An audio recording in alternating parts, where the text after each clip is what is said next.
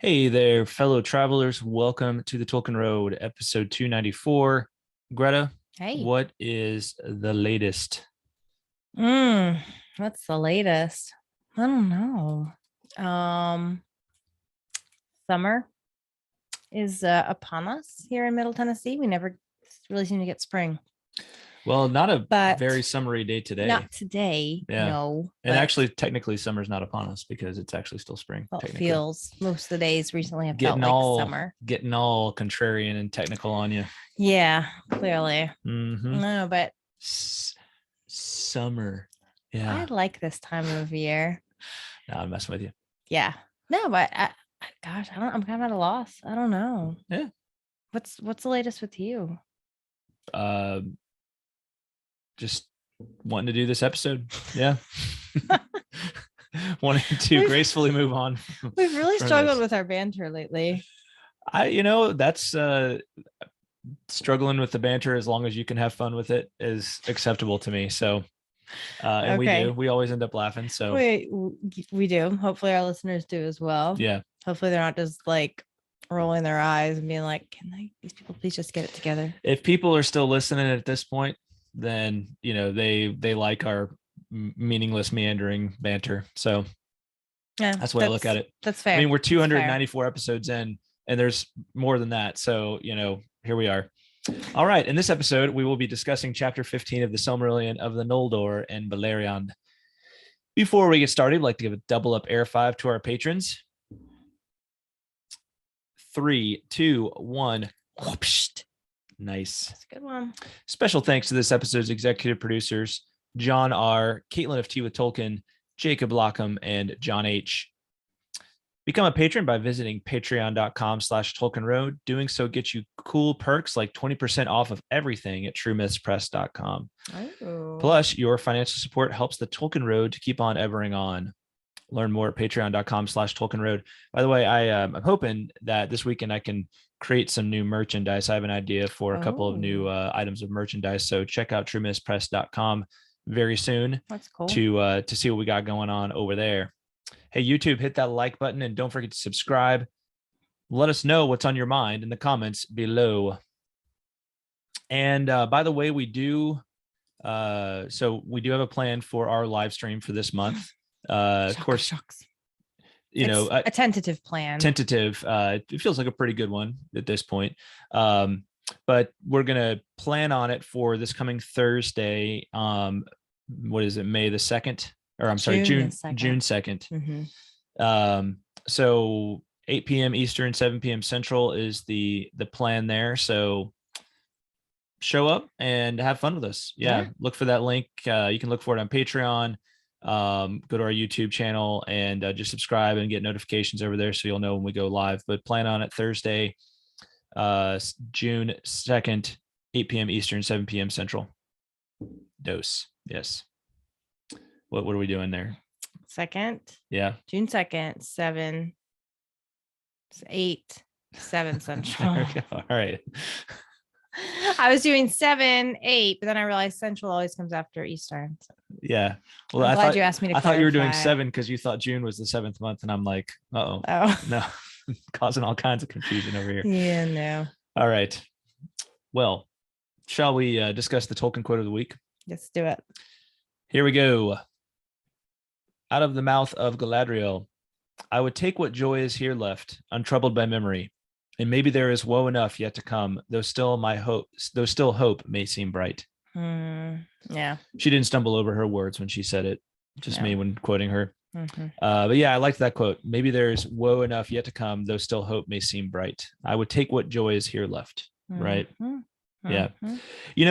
I think about that. And I thought it was just kind of a beautiful quote at the moment, but I think of it now and I'm kind of like, wow, that's for an elf. That's those are like very pessimistic words, extremely pessimistic. You think I'm like, well, I'm an elf, so I'm immortal, I'll live forever. And it's like, I would take what joy is left, right? I would take what joy is here left, right? Like, like as if it's like this fleeting running out thing. So starting to feel a little Galadriel starting to show off some weariness here, I would say, over everything that's transpired.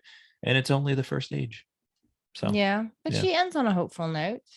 Well, though still hope may seem bright. Yeah. Yeah. Even though woe is yet to come. Yeah.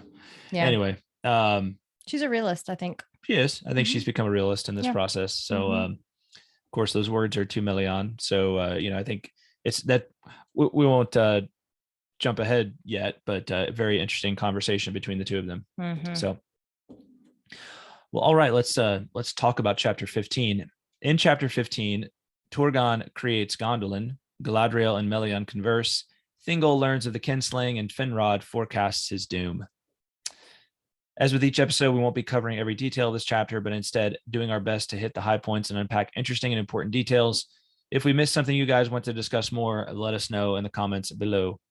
So our timeline, where we are, this is the years of the sun, 64 through 116 is kind of the time frame in which this takes place. And that all comes from the History of Middle-earth, volume 10. So yeah, we start the chapter off with really a description of Turgon's creation of Gondolin, right? So in chapter 14, we learned of how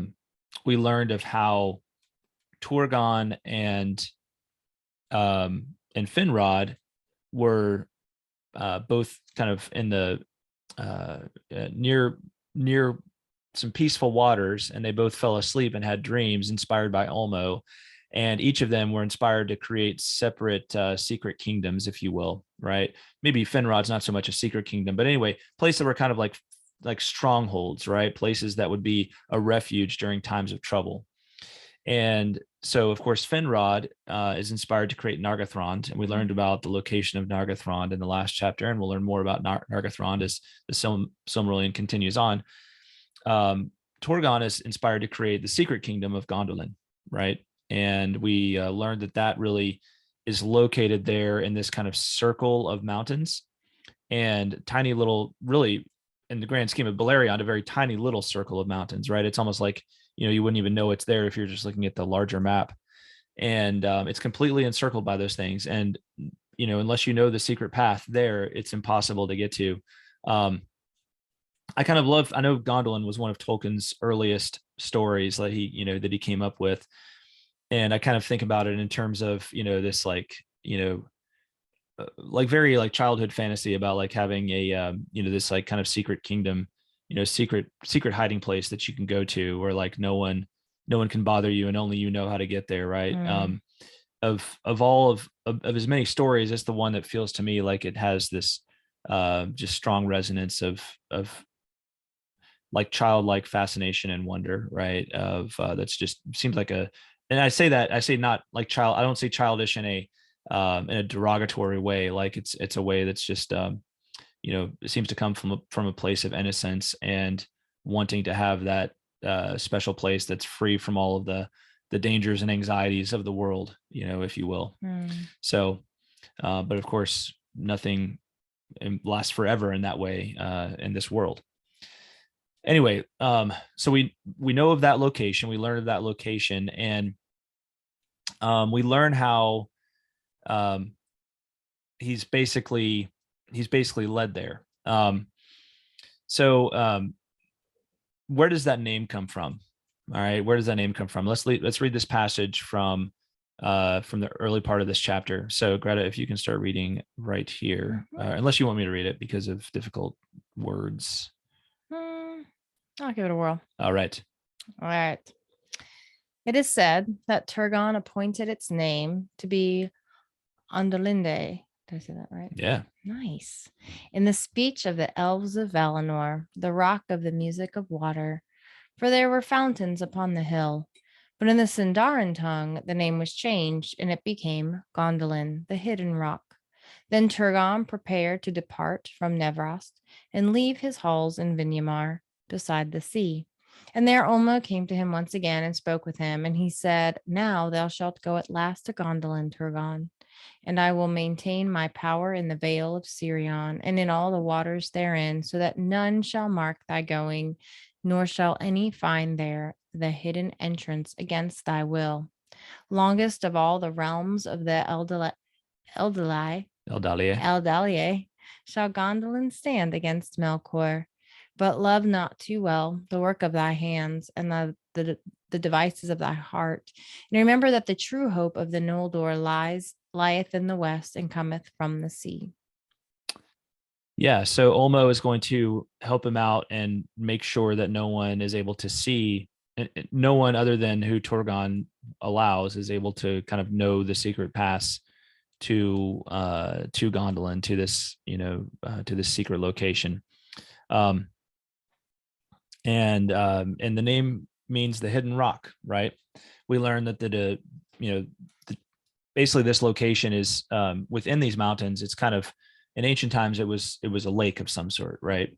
And the waters have now receded from that location, and now there's this just kind of rock that sits in the middle of this open field, large open field, and it's upon that rock that they're going to build Gondolin, this great kind of fortress city, and beautiful fortress city. Mm-hmm. We also learned that there's this interesting note that Olmo tells to Turgon, and basically says, look, in Nevrost, leave there in this house arms and a sword, that in years to come he may find them. So Olmo basically prophesies that there will be someone who has need of these, like, of weapons, right? Of aid that will be provided by these weapons. Well, I thought that okay, so Nevrost is where Turgon is now, and where he's coming from. Where he's coming from, right? So he's been instructed to leave those things in Nevrost, Mm-hmm. right? So that he would be able to identify the person, like, so the person that eventually ends up in Gondolin, he'll Mm-hmm. know, oh yeah, this is the right, like, I can trust you because you have my weapons. Mm-hmm. So I thought the weapons were purely like just a means of recognition. Is that not how you read it?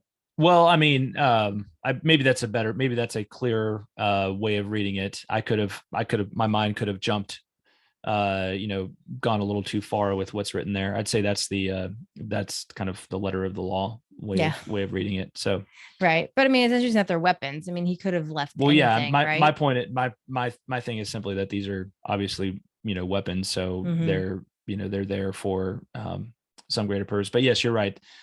Leave therefore in this house arms and a sword, that in years to come he may find them, and thus shalt thou know him and not be deceived. So whoever this is, and we don't know who this is, right, is going to find these weapons and then somehow find Gondolin. I think it's like you said, so that they know, so that they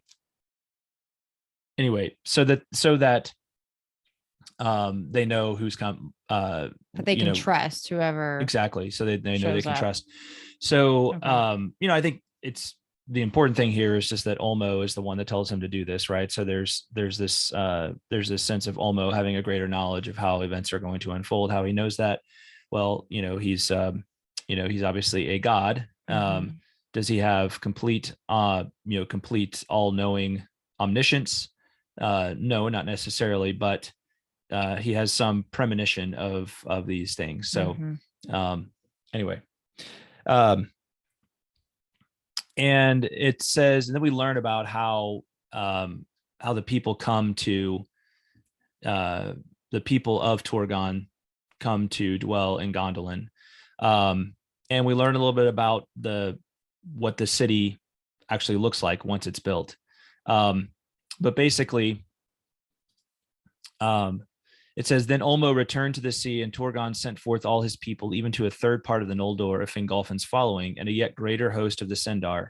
And they passed away, coming by companies secretly, under the shadows of arid Wethrin. And they came unseen to Gondolin, and none knew whither they had gone. And last of all, Turgon arose and went with his household silently through the hills and past the gates in the mountains, and they were shut behind him. So, and by the way, this is basically like, as I understood it, it's like an underground passage, right? It's on the east side of the Vale of Cirdan, right? That narrow pass on the west side of of the northern mountains area, and you have this narrow area where the river Cirdan flows down, and then on the east side of there's this spot where you can, it's hidden, but if you know where to look, you can basically find this and go underground under the mountains and emerge on the other side inside this inside this area where Gondolin is. So, and they were instructed to go there because the threat from Morgoth is drawing nearer. Is that well, yeah, to prepare this, like, the stronghold against, this hidden stronghold against what misfortunes may come in the future, right? Yeah. Yeah, so yeah, we get a large number of people. It says up to a third of the Noldor of Fingolfin, and as well as many Sendar go and make this journey to Gondolin, and they basically stay there, right? They kind of stay in this area for a long time. It says 350 years, and almost no one comes or goes during that period. Very few figures will come and go during that period. Which, you make us think it must have just not been this rock with this big open field. It must have been plenty of the necessities to provide food, plenty of the necessities, for water and everything else. So, it's kind of, you think of it as kind of this like little magical land, right? Mm-hmm. Sounds like paradise. Yeah, like this little paradise hidden. It's like an all-inclusive resort. Well, and you don't have to leave unless you want to. And speaking of paradise, it turns out that they kind of fashion the city to look like the city of the Noldor back in Valinor. So it says, high and white were its walls, and smooth its stairs, and tall and strong was the tower of the king. It says Gondolin upon Amon Gwaroth became fair indeed, and fit to compare even with elven Tirion beyond the sea. Right. So Tirion upon Tuna, was fit to compare. So, Gondolin, nice. pretty amazing place. Mm-hmm. And it even had its own like replica of the two trees. There shining fountains played, and in the courts of Turgon stood images of the trees of old, which Turgon himself wrought with elven craft. And the tree which he made of gold was named Glingal, and the tree whose flowers he made of silver was named Belthil. But fairer than all the wonders of Gondolin was Idril, Turgon's daughter, she that was called Celebrindal, the Silverfoot, whose hair was as the gold of Lorelane before the coming of Melkor. So, yeah, there you go.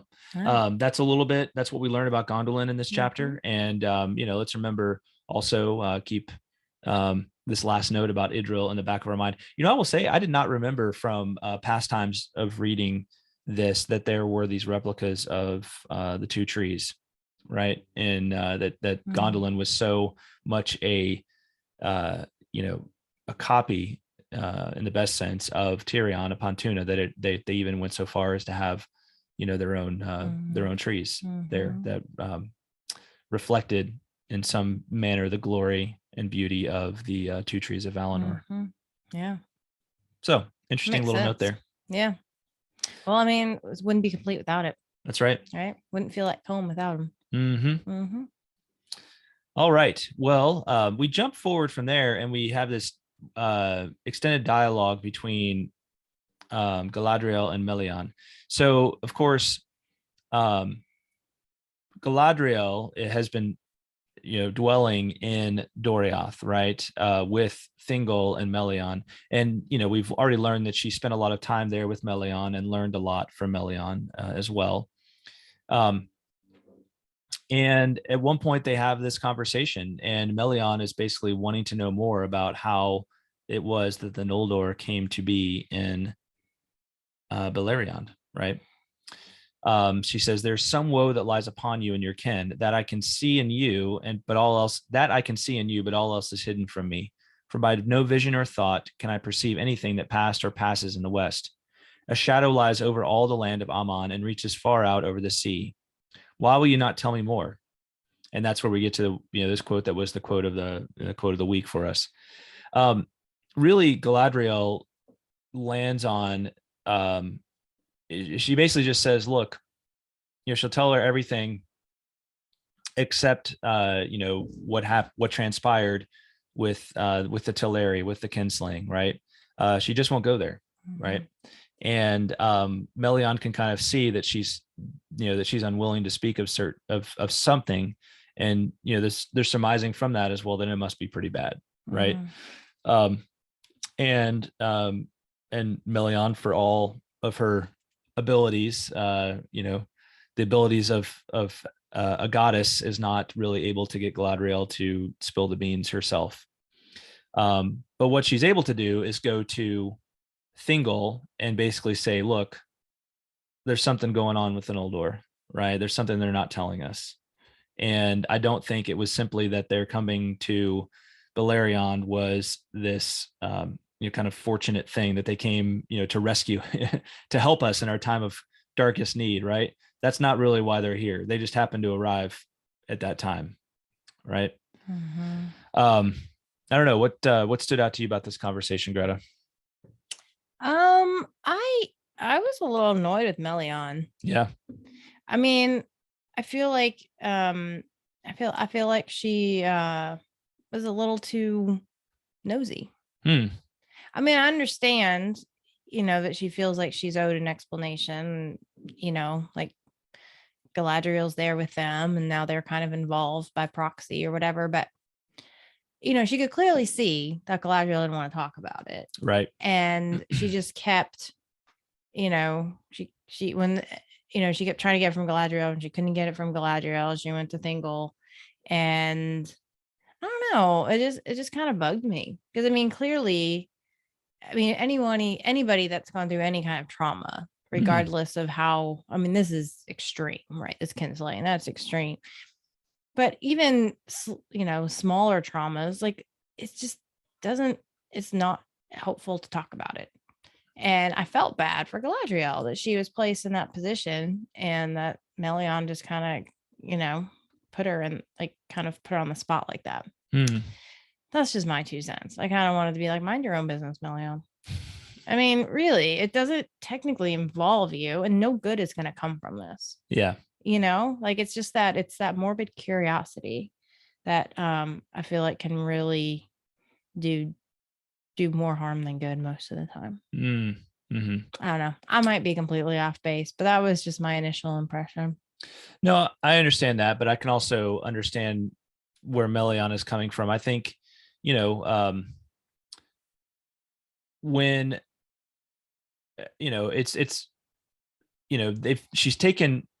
they have taken Galadriel and others into, their kingdom, and really with not many questions asked. At some point you need to start asking the questions like what's going on really. Something doesn't add up about your story. How does it affect them? Because there could be so what she's hiding, right? No, what Galadriel is hiding, right?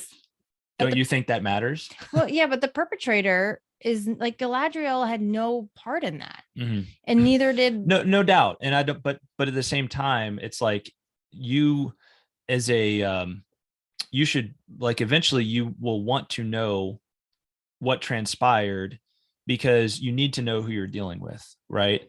And the real story here is, the sons of Fëanor, right? Which Melian is able to figure out, even though Galadriel, right? That's her advice basically to Thingol is be careful with the sons of Fëanor. Something tells me that they're the ones we need to worry about, right? And so I'm trying to think of how to put it into words, but I understand where you're coming from, but I also understand why Melian wants to know. And I think it's prudent that she would want to know. It probably is prudent. I think what bugs me is who she chose to go after. Clearly Galadriel is not the person to talk to about this. Well, but it doesn't mean just because you ask the person doesn't mean that,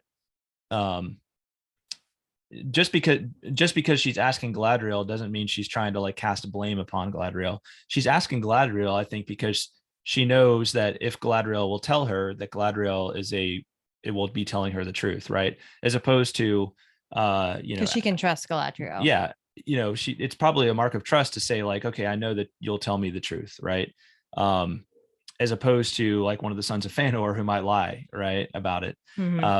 So I don't know. I don't feel like Melian gets like ugly about it, No, she doesn't get ugly about it. It was just more like, I don't know. I felt like it put Galadriel in an awkward position. Well, and remember what she says at the end is she basically says, Thingol needs this for his guidance, right?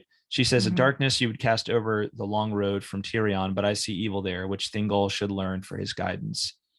And Galadriel basically says, maybe, but not of me, right? Yeah. So the reason for Galadriel, I mean, I feel like she handled it really well. Yeah. But it was just kind of a, I don't know, just rubbed me the wrong way. Yeah. Yeah. An uncomfortable conversation. Yeah. So Melian does converse with Thingol about what she has learned and basically say like, look, there's something more that's going on here. And I would basically say, beware of the sons of Fëanor, the shadow of the wrath of the Valar lies upon them.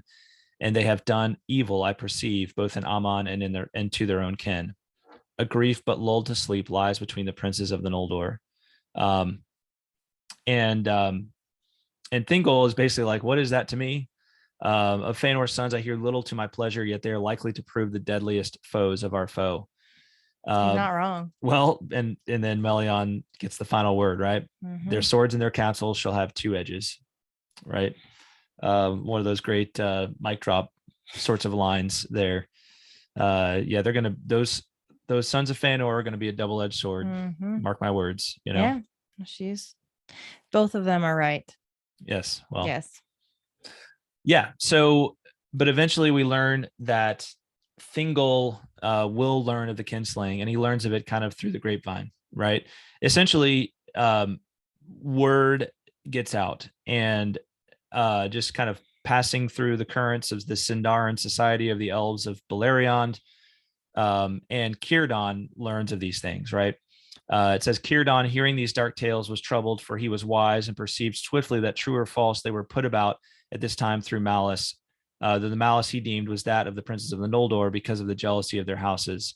Therefore, he sent messengers to Thingol to tell all that he had heard. I should also note that it's actually Morgoth who really starts this in motion, right? This process of Thingol learning of what actually happened. So Morgoth starts the process, starts spreading it amongst the Sindar, and then it comes to Cirdan. Cirdan takes that news, not knowing if it's true or false, but basically thinks that the sons of Fëanor are the ones who are kind of like spreading the word about this.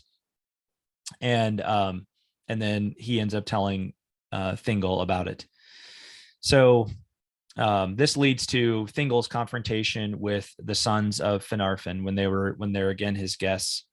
They're on a visit to see Galadriel, their sister, and Finrod and it's Angrad. Let me double check that.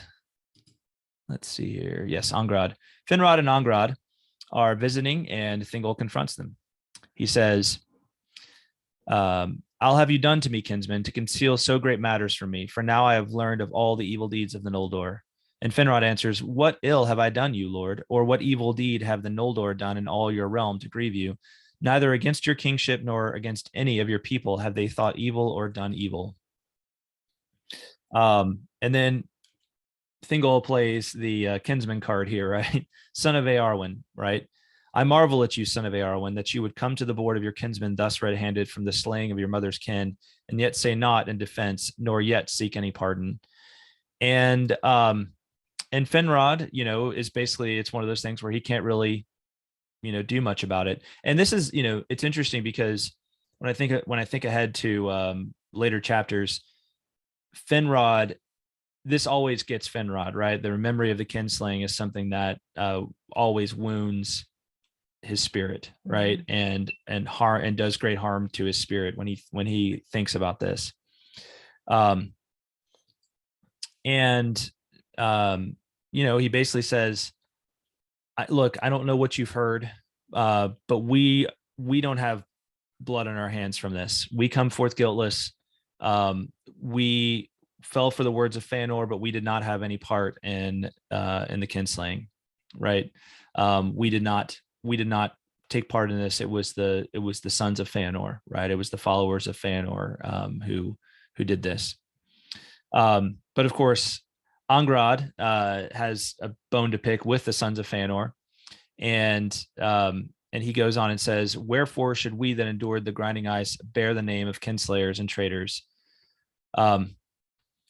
So this is obviously a lot of tension going on here, and this causes some problems in terms of the relations between Thingol and the rest of the Noldor.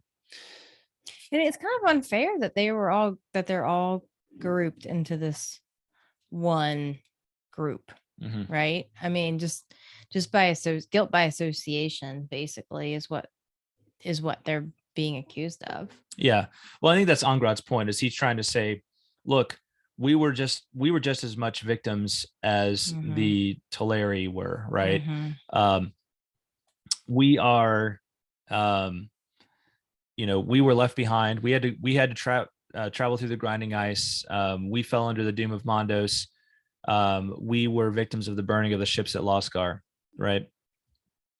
So, he's basically saying, like, look, we're not really fans of Fëanor and his sons either. And I assure you, we didn't have anything to do with all of this.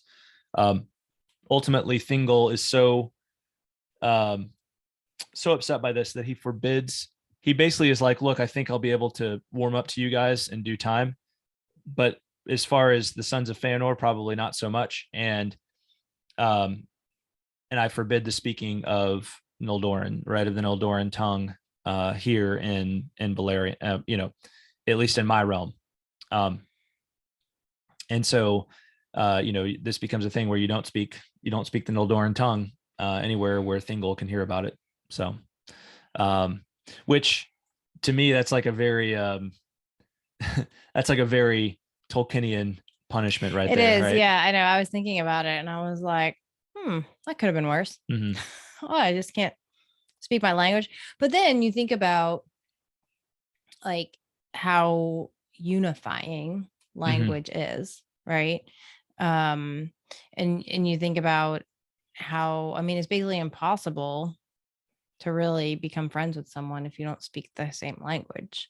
So it's, in a way, it seems like not that great a punishment, but on the other hand, it seems like a pretty terrible punishment. Like it's a very isolating type of thing here. Yeah, for sure. And it it hinders the flourishing of whatever good the Noldor brought with them in terms of culture too. Right. So essentially it gets to the point where the high speech of the West was spoken only by the lords of the Noldor among themselves. And I think this is probably to explain to some degree why the tongue of the West doesn't carry forth as the main form of Elvish speech into the future. Because one would think that if it wasn't forbidden, then it would have, right? Because it's it kind of comes from these people who had come from the Blessed Realm. Anyway, so with all of this, the sons of Finarfin depart, and Nargothrond is full wrought, and we get this like kind of final note in the chapter where it marks the fact that Finrod does not have a wife and has never taken a wife, and Galadriel is basically like, hey, what gives, right? why aren't you married? Okay, was she hitting on him, or is she married at this point? Galadriel is his sister. Oh, my bad. I hope she's not hitting on him. Goodness. I can't keep all this straight. I need a family tree. Finarfin, Galadriel and Finrod are children of Finarfin, right? So Galadriel is the she is a mixture of Noldor and Teleri. Okay. Just like Finrod. Gotcha.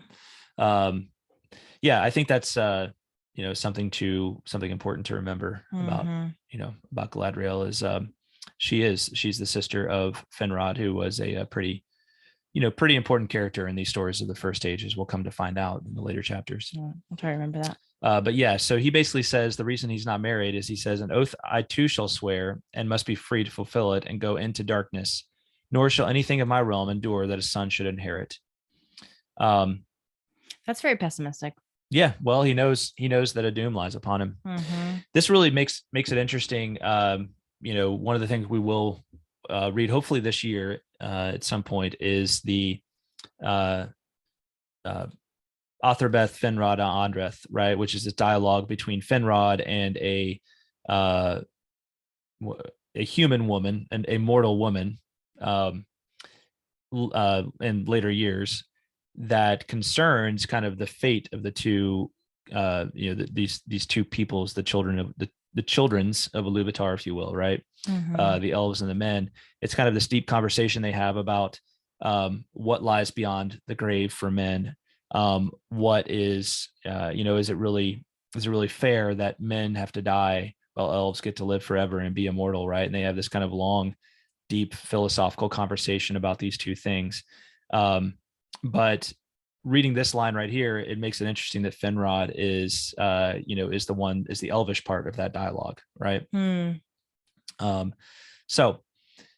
it is said that not until that hour had such cold thoughts ruled him, for indeed she whom he had loved was Amarie of the Vanyar, and she went not with him into exile. So we also learned that Finrod, it's not just that he knows a doom lies before him, it's that the one he loved did not come with him, and she remained behind in Valinor. Yeah. So yeah, kind of a sad note to end the chapter on. Yeah, for sure. Yeah. Well, Greta, any further thoughts on this chapter? This is a little bit of a shorter chapter. Yeah. I think, we've just been doing a whole lot of stage setting as of late. Mm-hmm. Next chapter we hit of Maeglin, and that's a little bit more of a story. There's a little bit more storyline to that chapter. Not necessarily a like action-packed, exciting chapter, but a lot happens in it. Mm-hmm. And it's definitely kind of the first act of certain things that certain big plots that are going to be unfolding over the course of the passing chapters of the following chapters. And then starting with 17, we're going to learn of the coming of men into Beleriand. And then 18 really begins kind of the most action-packed section of the Silmarillion that just kind of continues all the way through the end of the story. So 18 through 24 are really, there's a lot that's going to happen there. And, that's really the main stories that Tolkien is building everything up to for this. So lots to look forward to. Absolutely. Mm-hmm. All right. Well, shall we do some haiku? Let's do it. All right. Rock, paper, scissors, shoot. Boom. Oh, you won. I did. That's so nice. Because paper beats rock. It does every time. That's how, spoiler alert, that's how Morgoth gets Gondolin. Just drops a big piece of paper over. Great. Now they're not going to listen to the rest of our episodes. I know. John. Obviously, that's how it happens. Why don't you go first? All right. Pride from unwilling informants. Truth severs kin. Prophecy unfolds. Nice. Good job. Oh, thanks. I like that. Oh, thanks. I'm not super pleased with it, but I appreciate that you appreciate it. I thought it was good. Thanks. What's yours? All right, here we go. Beleriand, realm of secrets, kingdoms hidden, deeds unspeakable. Yours is way good. Oh, thank you. You're welcome. I like that a lot. Yeah. Good stuff. Hey, drop your haiku in the comments below. Always love seeing those haiku over there. I wanted to read so this isn't quite a haiku, but Tom, one of our longtime listeners and patrons, wrote something called a tanka. And so it's funny, I saw the subject line of this and it said tanka, and I thought like, oh, Tom's saying thanks for something being cute. And then I opened it up and it turns out, no, it's actually a form of Japanese poetry, I believe, that predates haiku. So let me double check. Let me double check that it's actually Japanese, because he didn't say it's actually Japanese, but I think that's what he means here. Yeah. So tanka is a genre of classical Japanese poetry and one of the major genres of Japanese literature. And it's it's kind of like an extended haiku. It's 57577. So this is the first time I've heard of this, and I wanted to go ahead and read this because Tom sent this to us. Cool. And this isn't about anything particularly Tolkienian, but it's just cool. So I thought I'd read it.